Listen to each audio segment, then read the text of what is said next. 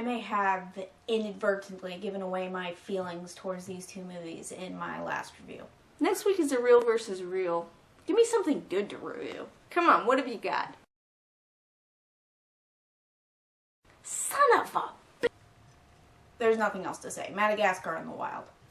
What do these films have in common? They're about a group of animals escaping the New York Zoo, the worst zoo ever, apparently, considering that in both films, animals just seem to be able to walk around in each other's cages and can easily escape with very little effort. In both movies, the animals travel to the wild where they have to rely on their animal instincts to survive. Much hijinks ensue.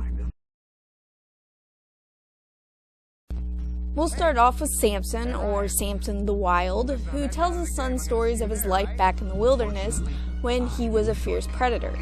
He's kind of a star with the other animals, not least because his team is the curling champions of the New York Zoo. Whatever. Samson's got a secret that he keeps from everyone, including his son Ryan, and that is that he wasn't born in the wild at all, and instead was born as a circus lion. Because his dad gave him such a hard time about it, he lies about his past to look tough. I don't like this character.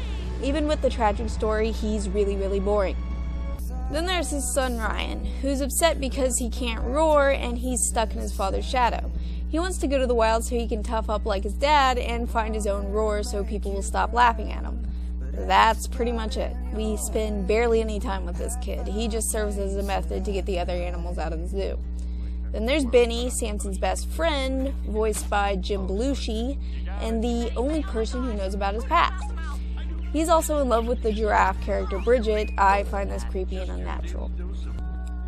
Her character's not that interesting either. She's the girl. That's pretty much her whole defining quality. Actually, the only character I almost didn't hate was Nigel, voiced by Eddie Izzard, but he eventually grated on my nerves too. Okay, so that leaves the bad guy, Kazar, voiced by William Shatner, of all people. His motivation is good, I suppose. He's tired of being prey and has decided to become a predator by eating a lion. Strange, creepy, and somewhat disturbing. This is kind of spoiled by the fact that he's a choreographer as well and has very little screen time. The latter being something he shares with every character in this movie, but we'll get more into that when I talk about the plot.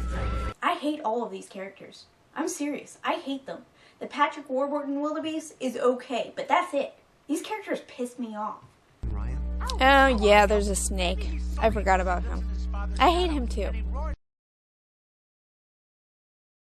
Alex is the star of the New York Zoo and loves every minute of it. He also really, really likes steak. His best friend is Marty, a zebra who is turning 10 and is getting tired of the same routine. After hearing about the penguins' plans to escape the zoo, Marty wants to go too and see the wild, like what is depicted on the mural painted on his wall. The wild, huh? Not missing much there, buddy. I talk about these two characters together because it's hard to talk about one without the other. It's kind of a buddy comedy, I guess, but again, we'll get to that when we talk about the plot. These characters are okay. Then there's Gloria, a hippo, again the token girl, who basically plays the mom type to the other characters. She's okay, too. The last of the four main characters is Melman, the giraffe, who is a hypochondriac. I've never really liked David Schwimmer very much, so there was really never a chance I'd like Melman, but I suppose he could have been more annoying, and he does get a few good lines. Wide open spaces in Connecticut. Connecticut? Yeah, what you gotta do is you gotta go over to Grand Central, and then you gotta take the Metro North train. North? So one could take the train, just hypothetically. Marty, come on. What would Connecticut have to offer us? Lyme disease. Thank you, Melman. Honestly, I really don't care too much about these characters. They're really just okay. I don't find them particularly interesting, and occasionally find them downright annoying. Wild? Whoa! I told you it was bad luck. Yeah, you can tell this came out when 3D was still new. I'm more interested in the side characters, apart from the monkeys. I hate monkeys. I mean it, and not just in movies. I have this thing about monkeys. One of the reasons why I'm dreading my review of Space Chimps. By the end of it, I'm going to be frothing at the mouth. Monkeys just irritate me. And I'm getting really fucking tired of that poo throwing joke. Every time I see a monkey these days in an animated film, I know that joke isn't far behind. Abu's okay, and I know Rafiki's like a baboon or something. Yeah, he's fine. And this orangutan, I like him. Usually can tolerate gorillas, but for the most part, I don't like monkeys or chimps. The lemurs are alright. That little one goes back and forth between adorable and sort of annoying. The king is that special kind of annoying where you can't really tell if he's funny or just irritating, but he never gets to the point where he's so irritating that he stops being funny. I like Maurice, but that might be a bias because he has the same name as my cat. That leaves the penguins. Now, I'll be perfectly honest and say penguins as a subject matter don't draw me in. I've never seen Surf's Up or Happy Feet, although they've been requested for Real versus Real, so I will.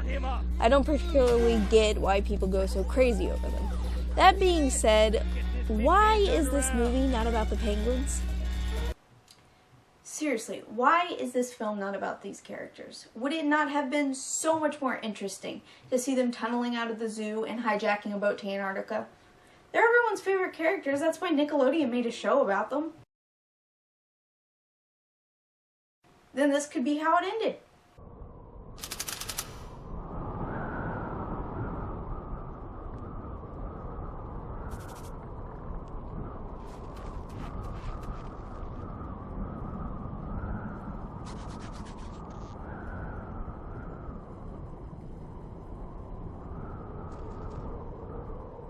Well, this sucks.